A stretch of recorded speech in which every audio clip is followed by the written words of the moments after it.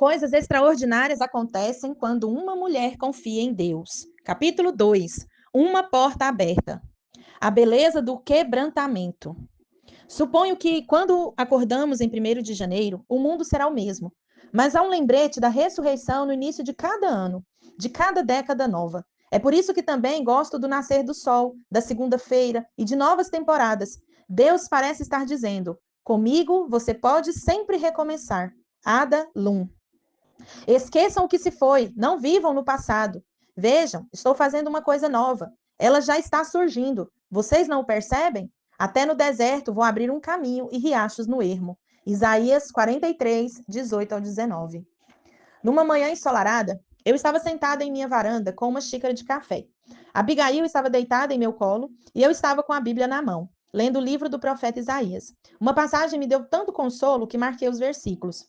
Não tema, pois eu o resgatei. Eu o chamei pelo nome. Você é meu. Quando você atravessar as águas, eu estarei com você. E quando você atravessar os rios, eles não o encobrirão. Quando você andar através do fogo, você não se queimará. As chamas não o deixarão em brasas, pois eu sou o Senhor, o seu Deus, o Santo de Israel, o seu Salvador. Isaías 43, do 1 ao 3. Quando continuei minha leitura, me deparei com alguns versículos dos quais eu não conseguia passar. Eu os li e reli, e a cada leitura algo no texto me cativava, algo que parecia ser mais profundo do que aquilo que se revelava à minha compreensão imediata. Esqueçam o que se foi, não vivam no passado. Vejam, estou fazendo uma coisa nova. Ela já está surgindo. Vocês não percebem? Até no deserto vou abrir um caminho e riachos no ermo. Isaías 43, do 18 ao 19. No início, eu olhava para as novidades óbvias na minha vida. Estava morando num lugar novo. Eu era uma caloura no seminário. Eu acabara de conhecer Barry, um homem maravilhoso, e estávamos namorando. Mas nenhuma dessas realidades parecia ter o peso daquilo que Deus estava tentando me dizer. Assim, marquei esses versículos, anotei a data, 5 de março de 1993, e me dediquei aos afazeres do dia. O ano seguinte trouxe muitas descobertas. Fiquei surpresa e feliz ao descobrir que ainda era capaz de aprender coisas novas. Uma vez que um dos efeitos colaterais da depressão pode ser a perda da memória de curto prazo. Eu temia que não seria capaz de me lembrar daquilo que estava aprendendo em minha primeira disciplina da Fowler Seminário. Então, encontrei um grande amigo em Barry. À medida que nossa amizade crescia e se transformava em algo mais profundo, eu comecei a me perguntar se eu não era frágil demais para me envolver em um relacionamento sério. Até então, jamais havia permitido me sentir frágil. Queria me ver como uma mulher forte, como uma pessoa na qual os outros pudessem se apoiar. Mas naquele momento eu estava aprendendo coisas sobre mim mesma que desmascaravam essa crença. Estava descobrindo que minha única força consistia em seguir Jesus, em confiar nele e em me apoiar nele. Assim, após uma série de idas e vindas com Barry, tornou-se claro para mim que ele era um homem bom e meu amor por ele começou a crescer. O que realmente importava para mim era que eu e ele estávamos no mesmo caminho e que estávamos seguindo o mesmo pastor. Ambos experimentaram quebrantamento e cura. E isso parecia ser a marca de cada novo relacionamento que eu construía. Parte de aprender a confiar em Deus era aprender a confiar que Ele me guiaria e me ajudaria a permanecer numa trilha não necessariamente fácil, mas segura. Durante os primeiros 36 anos da minha vida, eu havia avançado incessantemente, certa de que sabia o que estava fazendo. Agora sentia-me como uma criança. Precisava aprender a dar um passo de cada vez. E como uma criança que olha para a mãe para assegurar-se de que estava fazendo tudo corretamente, eu fixei meu olhar em meu Pai Celestial. Sabia que ele me pegaria se eu caísse. Tornou-se claro para mim que muitas das amizades e muitos dos relacionamentos que eu havia formado no passado se baseavam naquilo que eu acreditava poder oferecer a alguém. Agora, meu coração estava sintonizado em encontrar pessoas que seguiam o mesmo pastor em simples confiança. Um dos momentos de que mais gosto daquela época é a dádiva de minha amizade com Frank e Marlene Risse. Marlene recebera meu número de telefone de um amigo em comum e me ligou para me convidar para um almoço. A partir daquele primeiro encontro, eu soube que seríamos amigos para o resto da vida. Marlene é engraçada, carinhosa e um pouco excêntrica. Ela tem paixão por compartilhar o amor de Cristo em qualquer oportunidade. Na época, Marlene trabalhava com uma organização chamada Portas Abertas, com o irmão Andrew, uma organização que dá apoio à liberdade religiosa no mundo inteiro. Gostei do fato de ela ser profundamente espiritual, sem querer julgar as pessoas, e não sabia que Deus estava prestes a usá-la a fim de abrir uma porta para uma nova vida ressurreta. A última opção. O telefone tocou no momento em que estava saindo de casa para ir ao seminário. Quase deixei que a secretária eletrônica atendesse a ligação, mas já que toda a minha família vive na Escócia e na Inglaterra, nunca perdi a oportunidade de ouvir a voz de um de meus parentes. Era Marlene. Sheila, preciso que você me faça um favor, disse ela. Claro, é só falar. Preciso que você dê uma palestra numa reunião de mulheres no Country Club em Palm Springs neste sábado. Antes enfiaria minha cabeça no liquidificador. Respondi rindo. Sheila, preciso muito que você faça isso para mim, insistiu. Marlene, você sabe que eu não faço esse tipo de coisa, objetei. Eu sei disso, mas estou desesperada. Peça a outra pessoa. Você conhece muitas mulheres que são palestrantes talentosas. Fui cantora e apresentadora de talk shows, mas não sou oradora. Nunca fui, nunca serei. Muito obrigada e amém. Tudo bem. O negócio é o seguinte: já perguntei a todas que conheço. Você é minha última opção. Sinceramente, essa foi a única razão pela qual aceitei fazer aquilo. Em outras palavras, ninguém podia esperar muito da última opção, podia? O sábado foi se aproximando e eu estava com muita raiva de mim mesma por ter concordado em falar naquele evento. Você já fez algo parecido? Você concorda em fazer algo sem pensar em todas as consequências e então, de repente, se dá conta e começa a orar pelo retorno iminente de Cristo. Dei uma olhada em meu vestuário escasso e suspirei. Havia deixado em Virginia Beach todas as roupas acumuladas durante os 5 anos de presença televisiva e não possuía nada adequado para um almoço no Country Club de Palm Springs. Por fim, optei por uma saia calça e uma blusa de seda. Eu me vesti e me arrastei até o meu carro. A viagem do meu apartamento até Palm Springs era de mais ou menos 1 hora e fiquei reclamando durante toda a viagem. Não tenho nada a dizer. O que tenho em comum com essas mulheres? Por que, Senhor, não me impediste? Isso não te deixará muito orgulhoso, sabe disso, não é? Senhor, isso não é engraçado. Quando cheguei à entrada do clube, passando por lindas palmeiras, vi mulheres muito bem vestidas entregando as chaves de seus carros a jovens em casacos vermelhos. Céu, Senhor, isso não é engraçado. Não faça ideia do que estou fazendo aqui, exclamei. Ouvi uma voz no meu coração. Eu sei o que estou fazendo. Siga-me. No lobby, fui recebida por um comitê de recepção muito gentil. Senti uma forte vontade de me apresentar como bom dia. Algumas pessoas me chamam de Sheila, mas vocês podem me chamar de última opção. Mas resisti. Após um almoço que parecia delicioso, mas que eu estava nervosa demais para comer, a presidente me apresentou. Obviamente, ela não estava a par dessa história de última opção. Falou sobre meus anos na BBC em Londres, falou sobre meus livros, minha música e meus anos como apresentadora do The 700 Club. Pude sentir o nível de expectativa aumentando naquela sala. Em proporção direta, fui ficando cada vez menor na minha cadeira. Queria ser engolida pelo chão. Lentamente, caminhei até o púlpito. Meu coração queria explodir no peito. Subi os 5 degraus que me levaram ao pódio. Fechei os olhos por um momento e senti duas coisas. Em primeiro lugar, senti-me insuportavelmente inadequada. Em segundo lugar, estava profundamente ciente da presença de Cristo. Ouvi-o dizerem ao meu coração: simplesmente diga a verdade. Foi o que fiz. Contei a essa sala cheia de senhoras que alguns meses antes eu estive confinada num hospital psiquiátrico. Contei a essas mulheres que durante anos eu havia tentado me esconder por trás da maquiagem perfeita. Contei-lhes que descobrira que o Ministério Cristão Público era o lugar perfeito para se esconder, pois ninguém questiona suas motivações e ninguém pergunta se seu impulso de fazer mais e mais provém de um chamado ou de uma ferida, da paixão ou do pânico. Que eu acreditava que, se não estivermos dispostas ou capazes de lidar com as dores da vida, acabaremos encontrando um esconderijo. Pode ser numa garrafa de uísque, ou na cama de um estranho, num lar perfeito, ou numa aparência perfeita, mas não estamos livres. Que eu chegar ao ponto onde a dor de permanecer a mesma era maior do que a dor da mudança, mesmo sem saber que tipo de mudança me esperava. Contei-lhes que Jesus Cristo havia me resgatado e que a minha vida agora consistia em segui-lo, um passo por vez. De repente me dei conta do silêncio que dominava aquela sala. Nenhuma colher se mexia na xícara de café. Ninguém vasculhava a bolsa à procura do celular.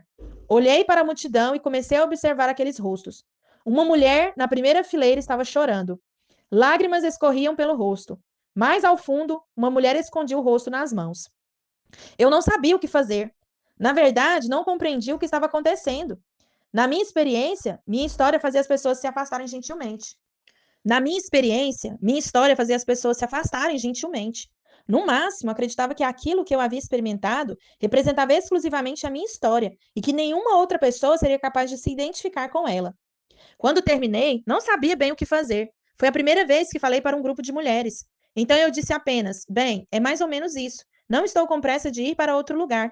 Por isso ficarei por aqui caso alguém queira falar comigo. Quando o quebrantamento torna-se uma ponte. Uma por uma, as mulheres vieram falar comigo e começaram a contar suas histórias. Fiquei surpresa com a transparência que tomou conta do lugar. As lágrimas, as mulheres falaram comigo sobre seu vício em álcool e remédios, seus casos amorosos, sua depressão e ansiedade. Era como se por um momento houvesse um entendimento mútuo de que não havia nada de errado em ser humano, em ter feridas, em ser autêntico e falar sobre isso. Fiquei chocada, não pelo que as mulheres estavam dizendo, mas porque eu sempre havia acreditado que as pessoas queriam que eu fosse perfeita a fim de ajudá-las. Se eu procurasse ajuda, pensava, perderia minha utilidade. De repente, comecei a perceber que o meu quebrantamento era uma ponte muito maior e mais larga para os outros do que minha pretensa sanidade jamais havia sido. Quando reflito sobre isso agora, quase não consigo acreditar que antigamente eu pensava e vivia daquele jeito. A mentalidade da perfeição carrega um tipo de arrogância pervertida. Eu não queria ser arrogante. Não compreendia que eu havia ocupado um lugar que cabia exclusivamente a Cristo. Mas a verdade é que tudo que tenho a oferecer a outra pessoa é uma vida entregue a Cristo para que sua beleza e graça transpareçam em meu quebrantamento. Eram palavras que teriam soado lindas num hino de adoração, mas agora conheci sua verdade e a liberdade que vem desse entendimento. Eu não sou as boas novas. Eu havia me lamentado e reclamado durante toda a viagem até aquele almoço. Na volta, chorei o tempo todo. Tu sabias que isso aconteceria. Eu sussurrei para Deus, guardando a experiência daquelas poucas horas num lugar muito querido do meu coração. E depois? Meu coração estava se abrindo também de outras maneiras. Em dezembro de 1994, Barry e eu nos casamos. Um casamento lindo no St. Matthews, na Carolina do Sul. Visto que minha família ainda vive no Reino Unido, fazia sentido realizar o casamento na cidade em que os pais de Barry moravam.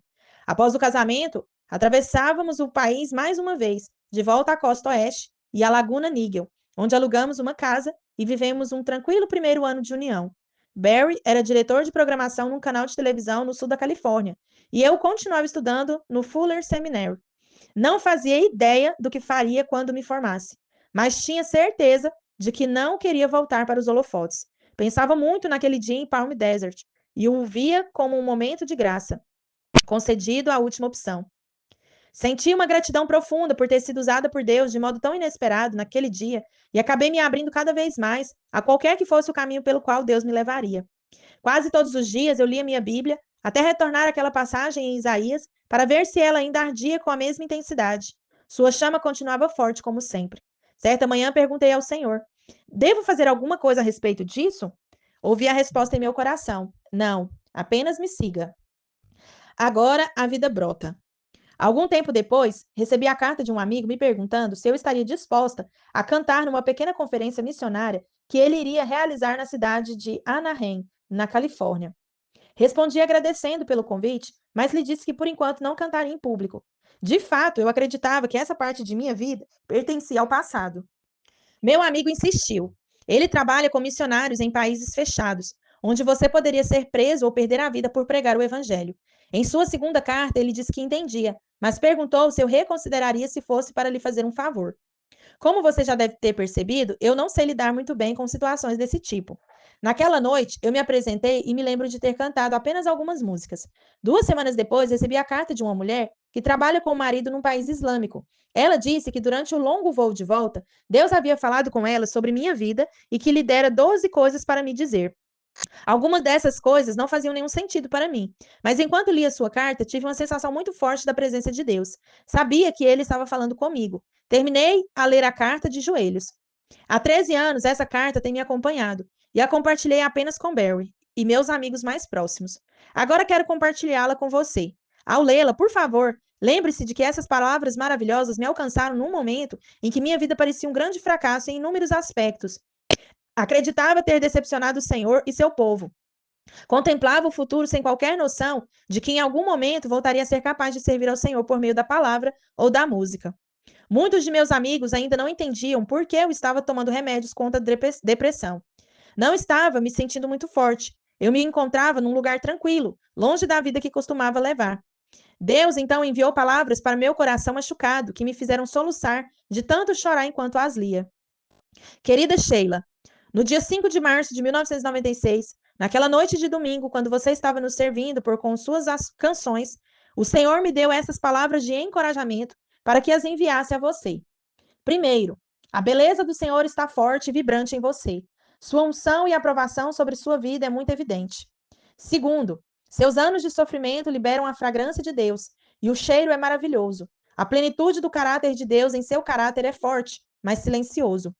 Terceiro, você passou anos de sua vida com pessoas que talvez foram um espinho em seu coração, mas sua confiança no amor de Deus fez seu coração crescer cada vez mais e ficar cada vez mais sensível às necessidades de seu povo. Quarto, o Senhor está preparando uma mesa para você, uma mesa de novidades. Há algo novo vindo para a sua vida. O Senhor lhe dará novas canções e um novo uniforme está sendo feito para você. O período de exercícios acabou e chegou a hora de você ser promovida. Quinto, um novo livro se abriu em sua vida. Um novo versículo foi escrito em seu coração. Você recebeu uma nova fragrância e um novo estilo, um novo coração, novos olhos. De repente, você será capaz de ver a vida de forma diferente. Você se verá como uma pessoa nova, transformada para a glória, movida pela santidade de Deus, revestida em justiça para cantar a mensagem da liberdade. O Senhor tem protegido seu coração durante todos esses anos. Seu coração nas mãos do rei tem sido protegido como uma criança no ventre da mãe. O Senhor está dizendo: Vem, minha filha, quero lhe dar novas rosas sem espinhos. Intensificarei sua fragrância sem derrubá-la de novo. Providenciarei o conforto e a paz pela qual você tem ansiado há tantos anos. Concentre-se apenas em Provérbios 3. Medite sobre minhas palavras sempre, pois da riqueza delas, em você, fluirão as águas da vida para a vida das pessoas. Fique atenta às distrações que podem cruzar seu caminho, pois o inimigo tentará roubar o colar de turquesa que eu lhe dei há muitos anos. Permaneça transparente e simples, pois o Senhor ama as pessoas de coração simples. Nono, eu a trouxe para águas calmas, diz o Senhor. Venha, beba e satisfaça sua alma com essa nova tranquilidade e acostume-se com a nova paz que eu trouxe para a sua vida. Décimo, seu filho goza de uma proteção especial. O Senhor guardará o coração dele como você guarda o próprio coração. Eu providenciarei para ele, diz o Senhor. Eu o protegerei e o guardarei. 11º, trarei novas mulheres para a sua vida. Você será um instrumento de amor em seus ouvidos. Eu lhe darei oportunidades para servir a mulheres em escala mundial. Você surgirá desse treinamento como a rainha Esther. 12º, seu ministério florescerá em vitória durante os anos vindouros, e seu corpo se rejuvenescerá e terá força para fazer o que o Senhor planejou para a sua vida. Li e reli essa carta, querendo agradecer à mulher que a escreveu. Nunca havíamos nos visto antes. Ela nada sabia da minha vida, e não havia endereço no envelope, apenas uma assinatura na carta. Nunca consegui entrar em contato com essa mulher para dizer-lhe o que sua carta significou e ainda significa até hoje para mim. Mas ela foi um vaso obediente nas mãos de Deus. Mesmo que na época, algumas coisas que ela disse não tenham feito sentido para mim. O primeiro mistério foi o que ela compartilhou no quarto item. A linguagem me parecia estranha. Um uniforme novo está sendo feito para você. O período de exercícios acabou e chegou a hora de você ser promovida. Essas imagens pareciam mais adequadas a um homem. Não consegui entender o que significava para mim. Assim guardei as palavras no meu coração, para refletir sobre elas mais tarde. O 10º item também chamou a minha atenção, pois me deixava ainda mais confusa. Seu filho goza de uma proteção especial. Meu filho? Não tínhamos filhos.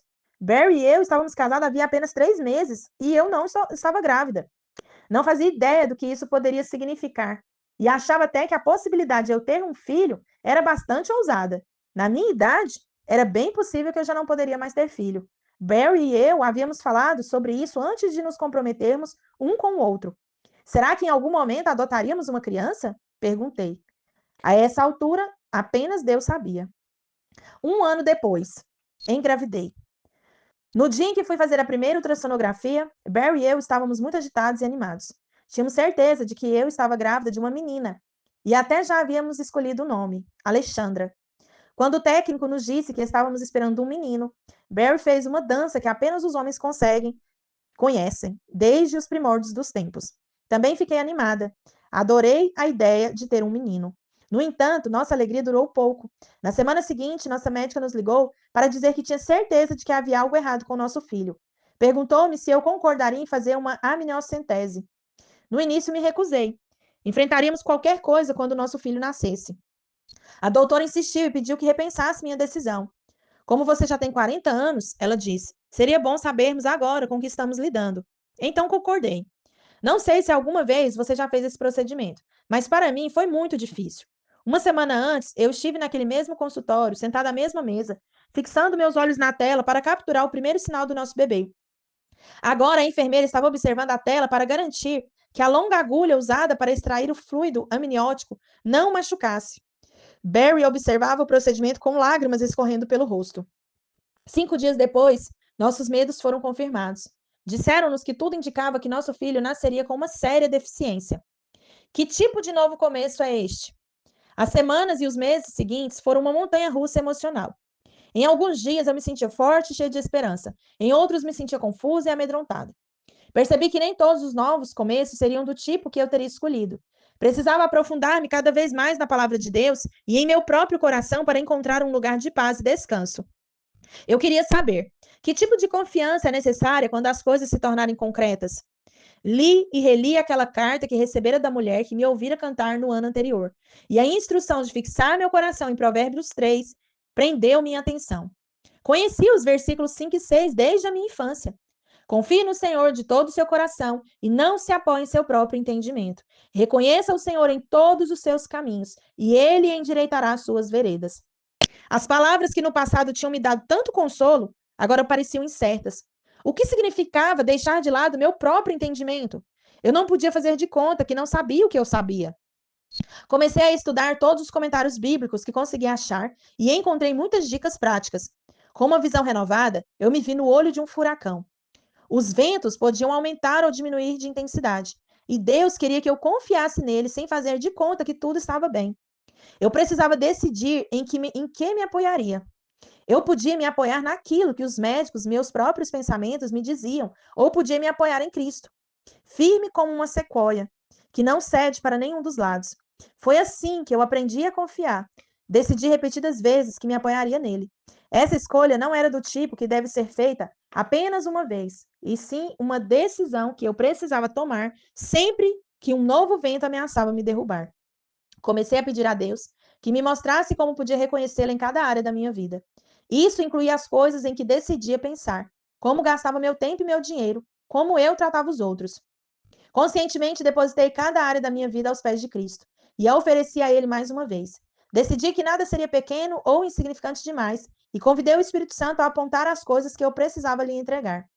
Durante as semanas e os meses de monitoramento do feto, eu me apoiava na promessa de Deus de que ele protegeria meu bebê. Eu não sabia o que isso significava exatamente, mas guardei essa promessa em meu coração. Nos dias mais difíceis, em meio às lágrimas pelo pequeno ser que crescia dentro de mim, eu me imaginava me apoiando em Cristo e sendo segurada por ele. Quando a gravidez estava se aproximando do seu fim, minha médica me ligou com mais notícias. Ela me disse que no dia em que eu havia recebido os resultados da minha miniocentese, recebera também os resultados de outra paciente da minha idade. Os resultados daquela mulher haviam sido erroneamente colocados na minha pasta e os meus na dela. Nada jamais esteve errado com o nosso bebê. Senti um alívio enorme por um instante, mas então parei e percebi que alguma mulher que eu jamais havia visto receberia um telefonema bem diferente. Não havia nada que eu pudesse fazer além de orar pedindo que Cristo estivesse com ela assim como estivera comigo. Comecei a compreender com uma clareza muito maior que se eu tentasse me apoiar em meu entendimento daquilo que estava acontecendo ao meu redor, estaria encrencada, pois algumas coisas simplesmente não fazem sentido. Eu sabia que poderia ter passado os últimos 6 meses me consumindo pela ansiedade em virtude de uma situação sobre a qual não tinha nenhum controle. Mas quando confiava no Senhor, Ele estava sempre presente, com toda a sua força e seu amor, merecedor da minha confiança. Aprender a confiar estava transformando minha vida. Não repentinamente, mas dia após dia. No entanto, eu ainda tinha muitas perguntas em relação a algumas coisas naquela carta que recebera da mulher que me ouvira cantar. Mais do que caçarolas. Uma das coisas que me deixou perplexas foram as palavras dessa mulher sobre seu ministério e oportunidades para servir a mulheres em escala mundial. Oportunidades para servir a mulheres parecia algo muito distante da realidade em que vivera grande parte da minha vida. Na faculdade, meus melhores amigos haviam sido garotos. Creio que o motivo seria poder ficar na companhia deles sem que futucassem meu passado ou fizessem perguntas profundas e emocionais. Depois, passei anos fazendo turnês com uma banda exclusivamente masculina, de forma que havia me acostumado a levar uma vida bastante solitária. Eu tinha algumas amigas, como Marlene, mas a ideia de servir a grandes grupos de mulheres me deixava insegura. Eu tinha uma imagem de como seria essa função, e as filhas de Billy Graham pareciam muito mais adequadas para exercê-la do que eu. Quando pensava no tipo de mulher que ministrava a outras mulheres, eu a imaginava jogando tênis ou golfe, tomando café e trocando receitas com as amigas entre muitas risadas. Eu sabia que isso não era para mim, que eu não me encaixaria. As coisas das quais eu ria não pareciam engraçadas para mais ninguém. Mas quando me dispus a analisar mais de perto por que eu reagiria de tal forma a esse potencial chamado, vi que o que temia era o tipo de intimidade e sinceridade que esse trabalho poderia exigir de mim. Eu ainda estava lambendo as feridas da traição de meus amigos. A coisa mais surpreendente para mim foi que, quando parei para ouvir e falar com muitos desses amigos e colegas antes de sair de Virginia Beach, eles me contaram que se sentiam como se não me conhecessem. Uma colega com quem eu trabalhara durante os 5 anos em que fui apresentadora me disse: ninguém acreditava que a conhecia bem o suficiente para perguntar o que estava acontecendo, por isso tínhamos de adivinhar. Em parte, eu evidentemente me sentia alienada por escolha própria. Mas por quê? Eu não sabia, e essa jornada estava se tornando muito desagradável. Senhor, queria poder esquecer partes da minha vida. Eu sei. É difícil sentir-se vulnerável. Eu sei. Quando é que essa jornada termina? Apenas me siga. Amém.